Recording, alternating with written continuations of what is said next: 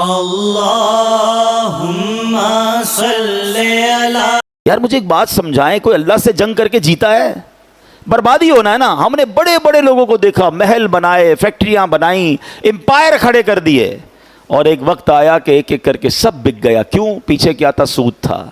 مجھے بتاؤ، اللہ سے جنگ کر کے بربادی ہونی ہے، ٹھیک ہے نا؟ ایک تو دنیا میں نقصان الگ ہے، آخرت کی بربادی الگ ہے، اللہ سے جنگ ہے. لیکن یہ ساری چیزیں ہونے کے باوجود شیطان جو دماغ میں خیال ڈالتا ہے نا، وہ بڑا عجیب سا. وہ خیال پتہ ہے کیا ہوتا ہے؟ ایکچولی وہ توکل جو ہے نا ہلا ہوا ہے ہمارا، ہم مضبوط تو ہے نہیں.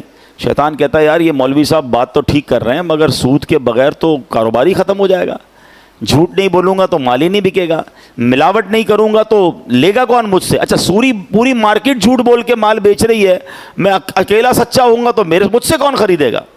تو طرح طرح کے وسوسے دماغ میں شیطان ڈالتا ہے. اب میں آپ سے ایک سوال کرتا ہوں، مجھے ایک بات بتائیے، اگر کوئی یہاں ایسا بیٹھا ہے، اگر کوئی بیٹھا ہے یا مجھے سن رہا ہے لائیو، کہ جو حرام کما رہا ہے، سود سے، رشوت سے، ملاوٹ سے، واٹ ایور، اس کو پیسے مل رہے ہیں، روزی مل رہی ہے، جتنے چاہیے وہ کما رہا ہے نا. میرا سوال یہ ہے کہ جو اللہ کو ناراض کر رہا ہے اسے پھر بھی مل رہا ہے، اگر کوئی اللہ کو راضی کرے گا تو اس سے اللہ روک لے گا؟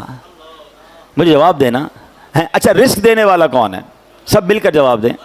رازق کون ہے؟ یہ ہمارا ایمان ہے نا.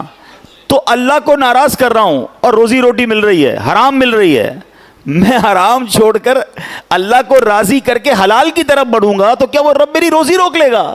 یا تو پھر میرا ایمان نہیں ہے کہ اللہ کے سوا معاذ اللہ کوئی اور روزی دیتا ہے. جب ایمان یہ ہے کہ رب نے ہی روزی دینی ہے تو پھر تو ختم ہو گئی نا بات. ناراض کر رہا ہوں، پیسے مل رہے ہیں، ارے راضی کروں گا اور ملیں گے، برکت والے ملیں گے، رحمت والے ملیں گے.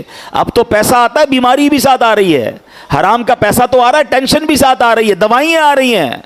جب حرام نہیں کماتے تھے تو اتنی دوائیاں نہیں کھاتے تھے، اب پتہ نہیں کتنی دوائیاں نیند نہیں آتی لوگوں کو، ٹینشنیں الگ ہیں، بچوں میں لڑائیاں الگ ہیں، فیملی میں جھگڑے الگ ہیں، پیسے بہت ہیں، بچے فرما بردار نہیں ہیں.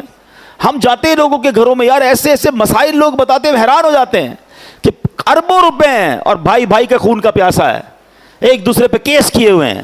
کیا فائدہ ایسے پیسے کا یار، کہ بھائی میرا نہ رہا، بہن میری نہ رہی، میں ماں باپ کا نہ رہا، ماں باپ میرے نہ رہے، ماں باپ کے ساتھ بچے لڑ رہے ہیں.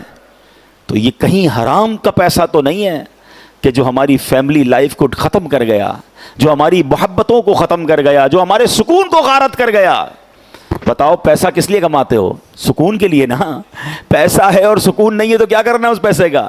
پیسہ استعمال ہی نہیں کر پا رہے، اتنی بیماریاں ہیں، تو کیا کام اس پیسے کا؟